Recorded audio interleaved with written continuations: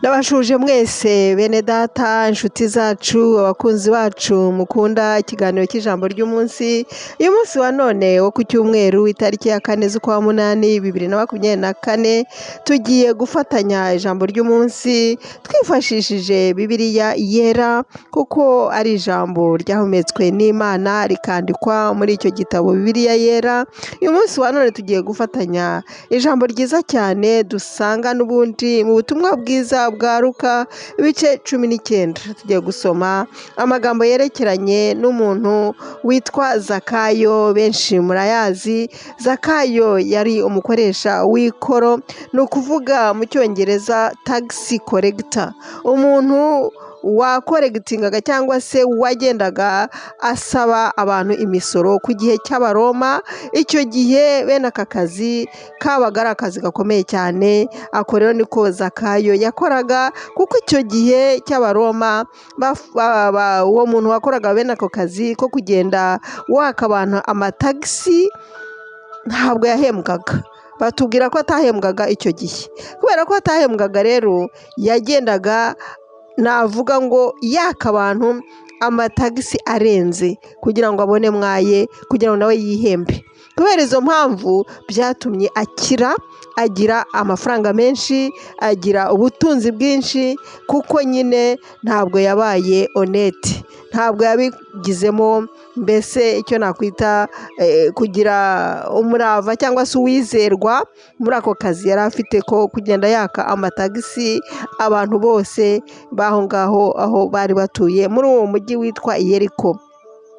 N'abatindiye kugira ngo twumve iyi nkuru irambuye, nagira ngo tubanze dusenge dusabe n'ubundi umwuka w'Imana abaruza ankoreshe, amvugiremo, adusobanurire twese abagiye gusoma iri jambo ritari rirerire cyane, kugira ngo umwuka w'Imana dufashe tugire ikintu twiga muri aya magambo tugiye gufatanya y'Imana. Reka dusenge inshuti yanjye. Mana, turagushimye ko waduhaye Bibiliya, turagushima ko waduhaye ijambo ryawe dusoma kugira ngo ridufashe, ritwigishe, rigira aho ridukura n'aho ritugeza. Turinginze ngo uyu munsi wa none ijambo aba ari wowe uza uridusobanurire, utwigishe mwuka w'Imana, kuko turi kumwe nk'umufasha wacu. Urakoze, byose mbisabye mu izina ry'umwami wacu Yesu Kristo, amena. Nshuti zanjye mukunda Imana, abo turi kumwe ndetse nawe utayizi, reka turebe aya magambo dusanga n'ubundi nk'uko nabivuze mu butumwa bwiza bwanditswe na Luka ibice 19 duhere ku murongo wa mbere. Yesu n'ubundi ngo yajyaga agenda atembera, nuko akanyura ahantu abantu benshi bakamukurikira. Rero uyu munsi wa none yari arimo agenda agana ahantu hitwa Yeriko, arahanyura. Ahanyuze hari umuntu navuze n'ubundi izina ryitwa Zakayo. Uwo muntu yakoraga ako kazi ko kwaka abantu amatagisi, aribyo bita mu Kinyarwanda umukoresha w'ikoro, kandi ngo yari mukuru muri ako kazi. Uwo muntu rero nk'uko nabivuze byatumye aba umutunzi, ariko yari mugufi mu buryo busanzwe, mu buryo bw'uburebure, mu buryo bw'umubiri, mu buryo navuga uko umuntu ateye. hari abantu barebare n'abagufi, Zakayo ngo ari mugufi cyane, ariko yari afite inyota yo gushaka kureba Yesu. Yesu yanyuze aho ngaho Yeriko mu mujyi aho Zakayo yari atuye, ashaka kumureba. Yesu rero aho yageraga, yageze muri uwo mujyi arahagarara muri iyo tawuni. Abantu baramwegera ari benshi cyane, kuko yari amaze kumenyekana ko ari umukiza, ko agira neza, ko akiza abantu, mbese bamaze kumenya ko akora ibitangaza bikomeye cyane kandi agira impuhwe ku bantu benshi. Zakayo nawe yagize inyota yo gushaka kureba Yesu, ariko ntiyabishoboye. Abantu bari benshi cyane kandi bamusumba, yari mugufi pe, yari akize, yari amaze kugira ubutunzi kubera ko kazi yakoraga, bigatuma abantu banamwanga cyane, bakavuga uriya yakijijwe n'ubujura, uriya yakijijwe no kutizerwa, aragavura, akora mwaye, atwaka menshi, akagenda yifasha nawe yiseriva, niko navuga, akagenda afata menshi cyane. Byatumye amenyekana muri uwo mujyi Yeriko ko ari umutunzi, yari umukire cyane, ariko utizerwa, bamwitaga umunyabyaha. Nuko Zakayo aravuga ati kugira ngo ndebe Yesu. Yari amukeneye cyane, yashaka kureba uwo mwami, yashaka kureba umukiza. Aragenda yurira igiti.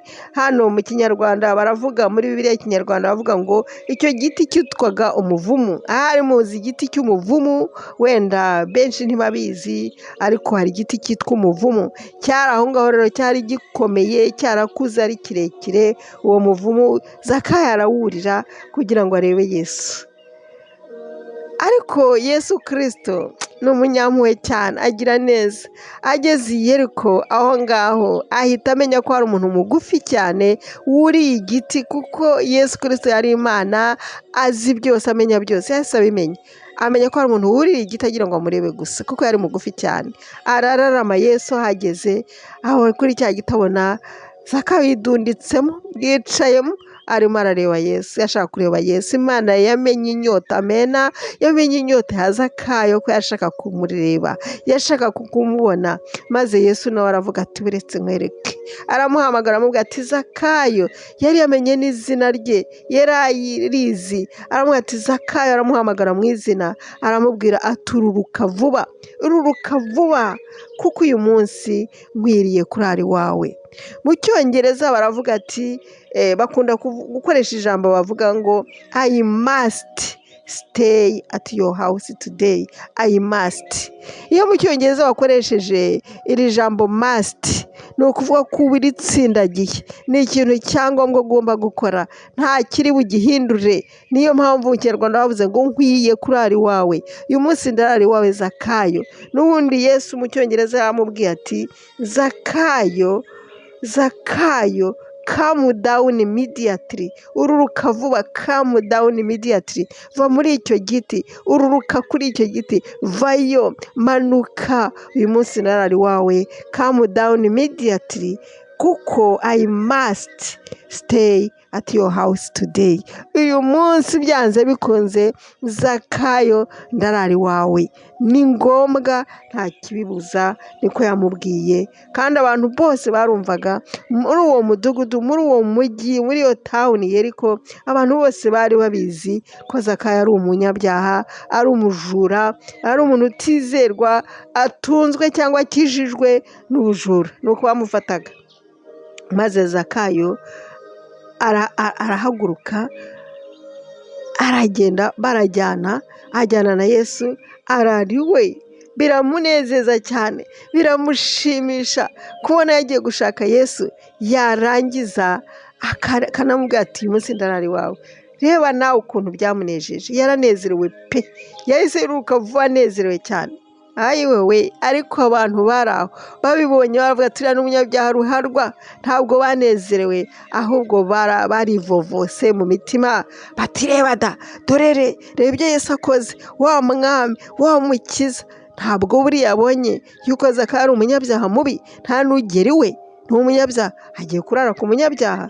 Bo ntabwo abo bantu benshi Yeriko bari bazi Zakayo babyakiriye neza, ahubwo bahise batangara bavuga ati agiye kurara ku munyabyaha. Nyamara Yesu, ijambo ry'Imana hano riratwereka ko Yesu Kristo yaje gukiza abanyabyaha. Yazanywe n'umurwayi, ntabwo yazanywe n'abazima. Zakayo yari akeneye Yesu kuko yari umujura, kuko yatizerwa, kuko yari umwambuzi, yari umuntu ukunda igiceri, yari umuntu ukunda amafaranga, yari umuntu mbese wishyizeho byinshi cyane, kandi agakunda no kwambura.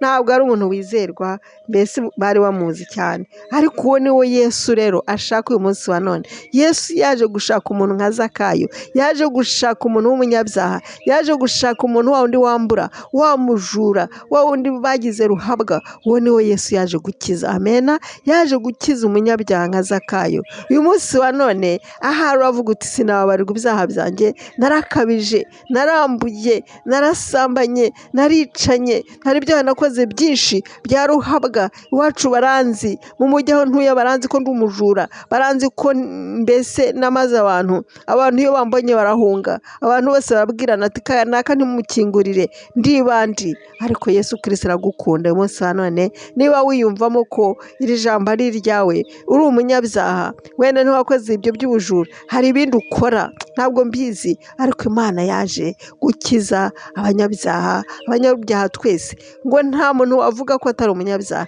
ngo uvuze ko utari umunyabyaha uba ubeshye. Wenda uravuga uti jye sindi umwambuzi nka Zakayo, sinitwa umujura, sinitwa umusambanyi, nta byaha nakoze, sindi umwicanyi, ndi uwera. Nyamara n'akantu gato, ka kandi ko kubeshya, ka kandi ko no kutizera ngo ni icyaha. Twese twaracumuye bene data, nshuti yanjye, twaracumuye. Iyo tudacumura Yesu ntiyakwirirwa aza hano mu isi, ariko abantu baracumuye, abantu twaracumuye, twakoze ibyaha byangwa n'Uwiteka, aricyo wita gito cyangwa kinini, byose bijya mu gatebo kamwe, byose ni bimwe nshuti. Niyo mpamvu nkubwira nti reka natwe twicishe bugufi uyu munsi wa none kuri iki cyumweru, dushake Yesu, dushaka guhura na Yesu. Turabikeneye, dukeneye guhura na Yesu, atari kuvuga ngo duhure tugiye kumwaka amafaranga, atari kuvuga ngo duhure tugiye kumwaka viza, atari kuvuga ngo duhure na Yesu tugiye kumwaka urubyaro, atari kuvuga ngo duhure na Yesu tugiye kumwaka abagabo, atari kuvuga ngo duhure na Yesu tugiye kumwaka ubutunzi, atari kuvuga ngo duhure na Yesu tugiye kumwaka ibyacu ngo bigire neza, amahoro n'ibindi, ahubwo tugiye gushaka Yesu ngo azaduhindure ubuzima, ngo azadukize, ngo atuguranire, adukureho ibyaha byacu nk'ibya Zakayo. Urwo ni urugero, noneho twakire ubugingo buhoraho. Zakayo yakoze ikintu cyiza cyane, kuko Yesu yageze iwe yahise atsindwa n'urubanza. Umwuka wera waramusuye, aramutsinda. Yesu Kristo aho ageze ibintu birahinduka.